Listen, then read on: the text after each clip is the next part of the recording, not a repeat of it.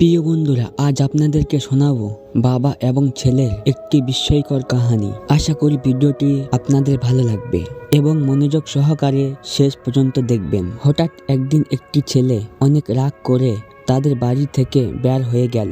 ছেলেটা এতটাই রাগান্বিত ছিল যে সে ভুলে তার বাবার জুতো পায়ে দিয়ে বাড়ি থেকে বেরিয়ে গেল।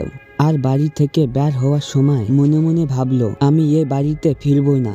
যতদিন না আমি অনেক টাকার মালিক হতে পারি ততদিন আমি বাড়ি যাব না। ছেলেটি মনে মনে আরো বলতে লাগলো, আমি ইঞ্জিনিয়ার পড়েছি, আমার সব বন্ধুর বাইক আছে, কিন্তু শুধু আমার নেই। আমার বাবা আমাকে কেন বাইক কিনে দিতে পারবে না? আজ আমি বাবার মিনি ব্যাগ নিয়ে এসেছি। আজ সব টাকার হিসাব দেখব যে সে আমাকে টাকা না দিয়ে কত টাকা লুকিয়ে রেখেছে। ঠিক তখনই ছেলেটি তার পায়ে ব্যথা অনুভব করলো আর সাথে সাথে পায়ের দিকে তাকিয়ে দেখলো যে তার পায়ের নিচে থেকে রক্ত বের হচ্ছে, কারণ জুতোর নিচের অংশ ছেঁড়া ছিল, সেই কারণে পা কেটে গেছে। কিন্তু এত রাগের কারণে ব্যথার দিকে নজর না দিয়ে চলতে শুরু করলো। ছেলেটি এবার বেশ দূরে যাবার পর সে অনুভব করলো তার পা ভিজে গেছে। ছেলেটি ভাবতে লাগলো, বাবা কেন জুতো কেনে না? বাসায় আম্মু তো সব সময় বলেন মাসের শেষে নতুন জুতো কিনতে, আর বাবা বলে এই জুতো আরো 6 মাস চলবে। ছেলেটি হাঁটার কারণে অনেক ক্লান্ত হয়ে গেল আর বিশ্রাম নেওয়ার জন্য এখন সে এক জায়গায় বসলো এবং তার সাথে আনা বাবার মিনি ব্যাগটা খুললো। ছেলেটি বাবার মিনি ব্যাগ খোলার সময় অনেক আশা করেছিল সে অনেক টাকা পাবে, কিন্তু বাবার মিনি ব্যাগ খুলে সে 3টে কাগজ পেল।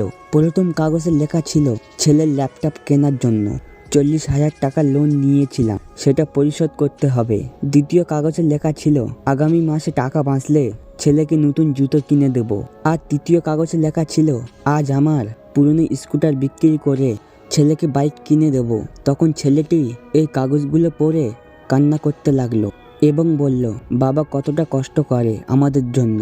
তাই সে এবার বাসার দিকে ছুটে গেল, কিন্তু বাসাইতে যাওয়ার পর সে দেখলো বাসায় বাবা নেই। ছেলেটি এবার বুঝতে দেরি হলো না যে বাবা মনে হয় বাইক কেনার জন্য স্কুটারটা বিক্রি করতে গেছে। ফলে সে দৌড়ে বাজারে গেল এবং বাবাকে দেখতে পেয়ে জড়িয়ে ধরলো এবং দোকানদারকে বলল, আপনি বাবার স্কুটারটা কখনো কিনবেন না। আর বাবাকে বলল, বাবা আমার কিছু লাগবে না, এর আগে আমি তোমার কষ্টটা বুঝতে পারিনি, আমাকে ক্ষমা করে দাও বাবা। আসলে সবাই শুধু মায়ের কষ্টটা দেখি, কিন্তু বাবার ত্যাগগুলো আড়ালে রয়ে যায়। এইরকম প্রতিটি বাবা তাদের নিজের সুখ শান্তি বিসর্জন দিয়ে আমাদের মতন ছেলে মেয়ে এবং পরিবারের জন্য নীরবে পরিশ্রম করে, কিন্তু সেই বাবার চেপে থাকা চিন্তা এবং কষ্টগুলো হয়তো আমরা লক্ষ্য করি না। যেসব বাবারা ছেলে মেয়েদের সুখের জন্য নিজের ঘর বাড়ি ছেড়ে দিয়ে বিদেশে পড়ে থাকেন, তাদের কষ্ট হয়তো আমরা অনুভব করতে পারি না। আমরা শুধু বাবার কাছে বায়না ধরি,